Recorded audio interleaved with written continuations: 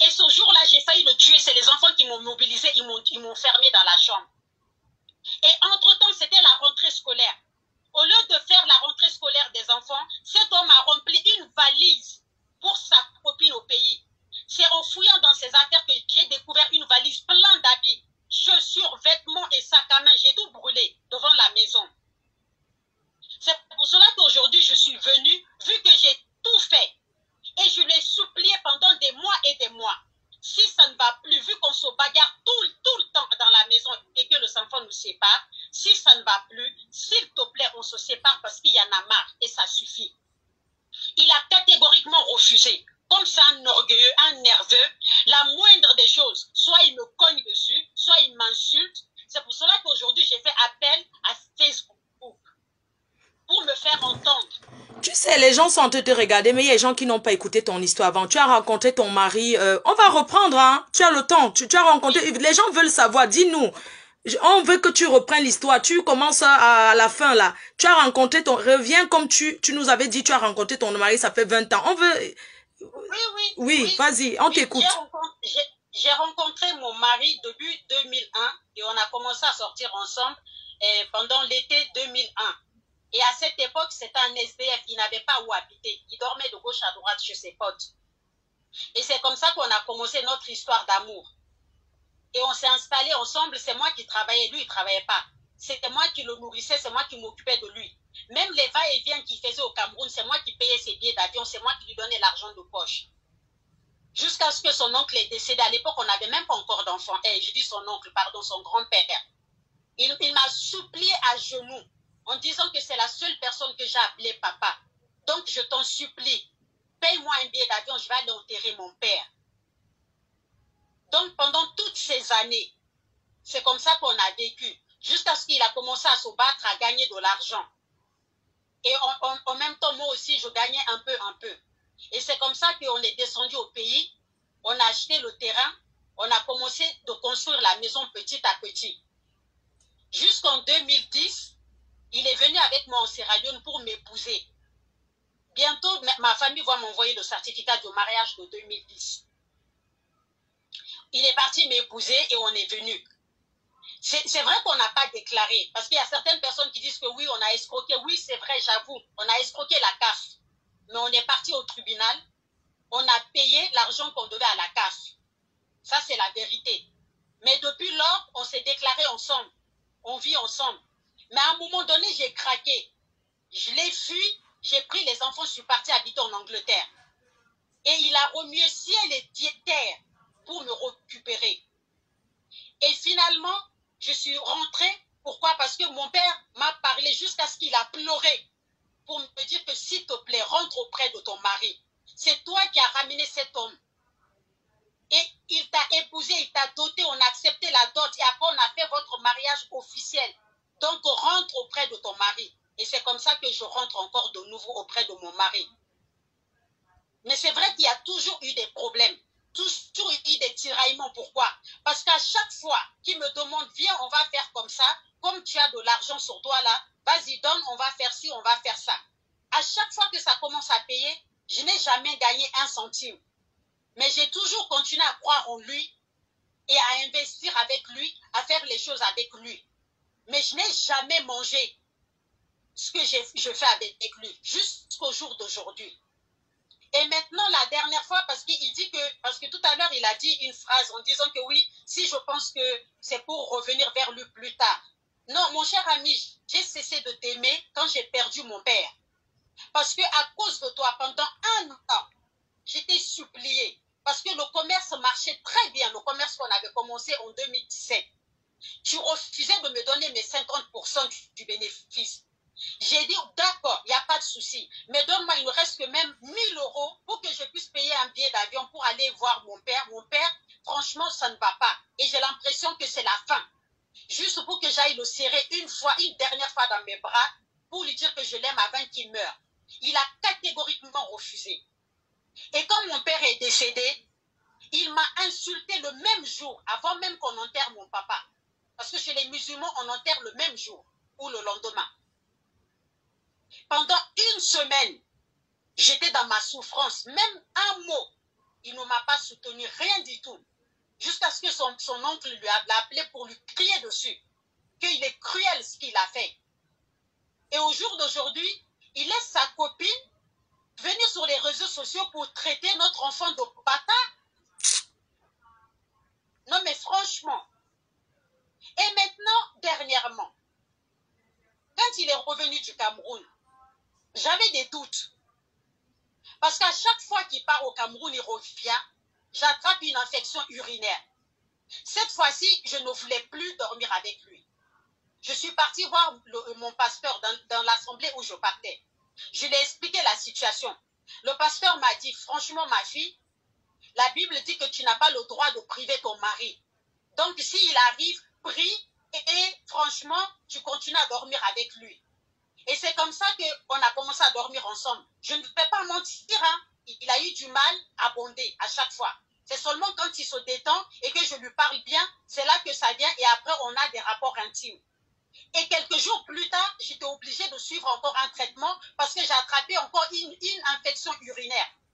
La dernière fois que j'ai eu les relations intimes avec mon mari, c'était le 27 juillet de cette année. Avant que cette histoire explose en fait. Parce que sa copine dit sur les réseaux sociaux que ce n'est pas de sa faute, que nous on était séparés il y a longtemps. Non chérie, ma chérie tu te trompes. Laisse sa copine, parle-nous de toi et lui, parle-nous de la maison maintenant, parle-nous de la maison. La maison là, ça fait des années, on a acheté le terrain en 2008. Et quelques mois plus tard, on a commencé la construction petit à petit. Et c'est moi qui ai mis, comment ça s'appelle? C'est moi qui ai coulé la dalle. Et les tôles, c'est moi qui ai posé les tôles. Et le commerce qu'on fait là, j'ai investi 7 000 €. Il n'avait pas 1 euro. C'est vrai qu'il avait le business sous la main, mais il n'avait pas d'argent. C'est moi qui avais l'argent. Donc le commerce là, c'est moi qui l'ai démarré avec mes fonds. Et jusqu'au jour d'aujourd'hui, je n'ai pas eu les 50% qui m'a promis des bénéfices. Alors qu'il est, ce commerce s'élève environ vers les 80 à 100 000 €. Et jusqu'au jour d'aujourd'hui, je le supplie, il ne reste que même la moitié, donne-moi, il ne reste que même la moitié de ce que j'ai investi pour que j'aille au moins voir ma famille au pays. Jusqu'au jour d'aujourd'hui, il refuse catégoriquement. Et la dernière fois, devant les enfants, hein, c'est parce que je ne veux pas faire témoigner mes enfants. Devant les enfants, il dit tu n'auras rien, non seulement dans la maison, tu auras 0. Si tu tentes pour venir au Cameroun, je vais te traîner par les cheveux, par terre, tu vas te retrouver. Et je vais te traîner. Et sache que tes 7 000 € pour le commerce, tu n'auras rien du tout. Tu ne savais pas que j'étais un escroc? Eh bien, estime-toi que tu t'es fait avoir. C'est mort, laisse tomber. De toutes les façons, tu vas finir folle. Quand tu vas crever, je viendrai pour aider tes enfants pour l'enterrement. Voici les derniers mots qu'il m'a dit avant de partir.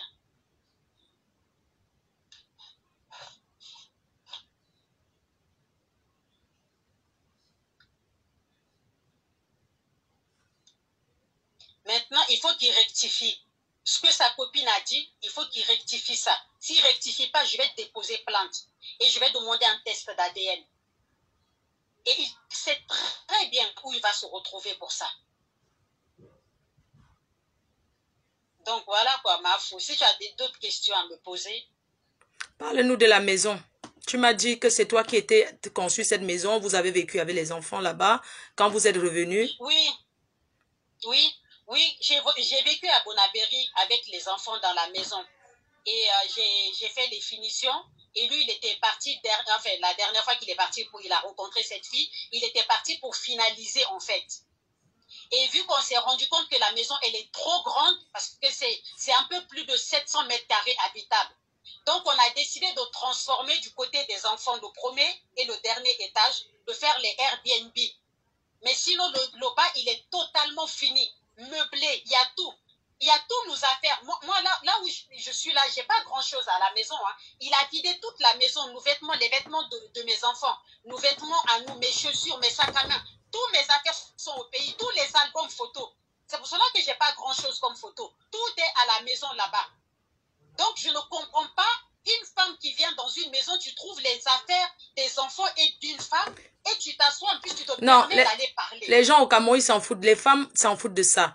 laisse d'abord cette femme tranquille. Tu vas nous parler que de ton mari et toi, d'accord? On va d'abord oublier parce que c'est lui qui a cherché cette femme. Vous allez parler que de vous.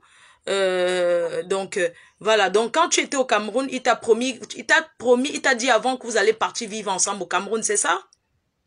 Oui, bien sûr. Bien sûr, on s'est mis d'accord. On s'est assis avec les enfants, on en a parlé. On en a parlé, on devait partir. Après, il a dit, ok, vu que moi, je ne suis pas totalement prêt et que je n'ai pas fini d'envoyer toutes les affaires par fret, tu vas dévancer avec les enfants et moi, je viens vous rejoindre. Quand je suis arrivée au Cameroun, quelques semaines plus tard, il a dit qu'il ne viendra pas au Cameroun. Il a dit, en réalité, je t'ai envoyé là-bas pour me débarrasser de toi. J'ai dit, mais tu n'es pas sérieux, le Cameroun, ce n'est pas mon pays.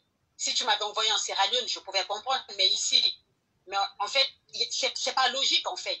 Non, c'est parce que là-bas, au moins, tu peux trouver un mec qui a besoin des papiers, la personne va sortir avec toi et tu pourras refaire ta vie. Hey. Et c'est là que je l'ai dit, mais on t'a dit qu'en France, on ne me draguait pas. Mais on me draguait en France, mais sauf qu'en fait, je ne calculais pas. Parce que déjà, de un, si je ne te trompe pas, c'est pas parce que tu es trop beau ou bien que je t'adore. J'ai dit, c'est premièrement par rapport à Dieu. J'ai dit, pour rien au monde, je vais aller me souiller. J'ai dit, donc, si tu voulais te débarrasser de moi, pourquoi on ne s'est pas séparés directement en France? Pourquoi tu es obligé de me mentir, m'expédier avec les enfants et après me dire que finalement, tu voulais te débarrasser de moi. Tu veux que je trouve un mari, même si je dois trouver un deuxième mari quelque part un jour. Tu penses vraiment que ça va être encore un Camerounais? Et j'ai décidé de rentrer parce que ma fille, mon deuxième enfant est tombé gravement malade au Cameroun. Elle a attrapé un palud cérébral et il a failli y rester. Et c'est après maintenant, finalement, que j'ai décidé de rentrer. Mais même après avoir fait 1 an au Cameroun, c'est ça? Oui. Oui. Oui. Même pour payer les billets d'avion, pour que je puisse rentrer avec les enfants, j'étais obligée de faire intervenir la famille. Il a fallu que la famille l'harcèle pour qu'il lui paye les billets d'avion. Sinon, même ça, il ne voulait pas. Il voulait totalement m'abandonner. Et c'est quand je l'ai menacé pour dire que je vais contacter l'ambassade de France pour te dénoncer. Et après, maintenant, sa famille lui a dit, non, mais franchement, arrête ce que tu es en train de faire là, parce que tu peux la pousser à bout. Et c'est vrai qu'elle peut aller te dénoncer et tu auras les problèmes. Et c'est là qu'il nous a payé les billets d'avion. Finalement, on est rentré. Oui, tu nous as parlé d'une dette de maison de 21 000 € qui t'a laissé. Oui, oui. Et pendant que j'étais au Cameroun avec les enfants, lui, il était là. Non seulement il a mis les chambres en location, il dormait dans le garage, monsieur n'a pas payé le loyer. Donc la dette est montée à 21 000 €. J'arrive, il n'a même pas été capable de me parler de tout ça. À chaque fois, parce qu'il se préparait pour descendre, parce que quelques semaines plus tard, il est parti, il a su. Et c'est quand le papier, la nouvelle facture est arrivée, c'est là que j'ai ouvert le courrier, j'ai mis la main sur la tête, j'ai hurlé. J'ai dit, mais c'est pas possible. Mais comment on va faire pour payer 21 000 €? C'est pas possible. Et c'est là que je fouille dans les affaires, en rangeant les affaires, je me rends compte qu'en fait, il a été convoqué plusieurs fois au tribunal par rapport à cette histoire. Il ne s'est jamais présenté. Il ne s'est jamais présenté. Et c'est là que j'ai trouvé le dernier courrier. C'était pas trop tard. Je suis partie au tribunal et j'ai plaidé là-bas par la grâce de Dieu. Le bailleur a intervenu pour dire que bon, c'est pas grave. De toute façon, monsieur, il a disparu. Il est parti. Je préfère m'arranger avec madame. Mais sinon, on se retrouvait à la rue. C'est grâce au bailleur si on n'est pas à la rue. C'est parce que le bailleur a décidé de s'arranger avec moi. Quand tu dis s'arranger, donc le bailleur, il a annulé la dette parce que quand tu dis s'arranger, c'est comme si tu as dit tu ne payeras plus. Non, il n'a pas annulé la dette. La dette, elle est là, il faut la payer. Il faut voilà. la payer tous les mois, plus le loyer. Plus le loyer. Et là, la CAF, ça fait 18 mois qu'ils ont bloqué mes APL, vu que monsieur ne payait plus le loyer. Donc là, en ce moment, je suis en train de faire les démarches pour que ça soit débloqué. Une fois que la CAF fait les rappels des 18 mois, maintenant, je peux encore chercher d'autres solutions pour pouvoir rembourser le reste petit à petit. Mais le bailleur, il est d'accord que le reste, et que je puisse donner 300 ou 200 €, bref, comme je peux en fait tous les mois. D'accord. Et il t'a dit quoi de cette dette de 21 000 € qu'il t'a laissé? Mon mari? Oui. Il n'en a rien à cirer.